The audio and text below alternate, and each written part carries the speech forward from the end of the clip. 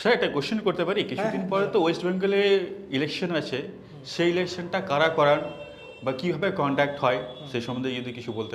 আচ্ছা, মানে তুমি জিজ্ঞেস করছো যে আমাদের পশ্চিমবঙ্গে কিছুদিনের মধ্যে ইলেকশন শুরু হবে, এই ইলেকশনটার রেসপন্সিবিলিটি কার হাতে রয়েছে, তাই তো? দেখো অ্যাকচুয়ালি কি বলতো, যে ইলেকশন রয়েছে না, এটা আমরা নর্মালি যখন যাই তখন থেকে বুথ লেভেল অফিসার থাকেন।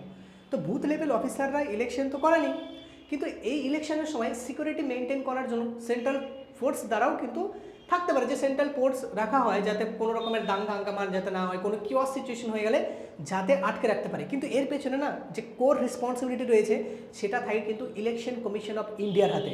এবার দেখো, ইলেকশন কমিশন অফ ইন্ডিয়া রয়েছে, প্লাস প্রত্যেকটা স্টেটে না স্টেট ইলেকশন কমিশনও রয়েছে। এবার কোয়েশ্চেন হচ্ছে, আমাদের রাজ্যে তো স্টেট ইলেকশন কমিশন আছে, তাহলে স্টেট ইলেকশন কমিশনের ইলেকশন করাবে না ইলেকশন কমিশন অফ ইন্ডিয়া করাবে? এবার দেখো, ইলেকশন কমিশন অফ ইন্ডিয়া হচ্ছে কনস্টিটিউশনাল পোস্ট, কনস্টিটিউশনাল বডি।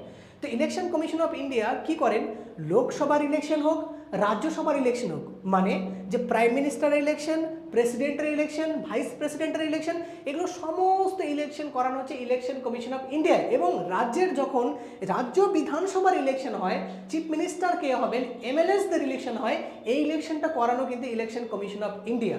এবং যে স্টেট ইলেকশন কমিশন রয়েছে না, এনাদের কাজ হচ্ছে শুধু প্রত্যেকটা রাজ্যের, মানে নিজের নিজের রাজ্যের, যেমন আমাদের পশ্চিমবঙ্গ, আমাদের ওয়েস্ট বেঙ্গলের যে স্টেট ইলেকশন কমিশন রয়েছেন, ইনি আমাদের স্টেটের পঞ্চায়েত মিউনিসিপ্যালিটির ইলেকশন করানোর দায়িত্বে রয়েছে।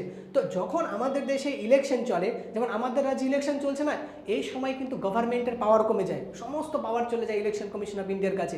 এবং গভর্নমেন্ট অনেক ধরনের যে স্কিম চালু করছে না, সেগুলো স্কিমস কিন্তু বন্ধ হয়ে যায়, তাই না?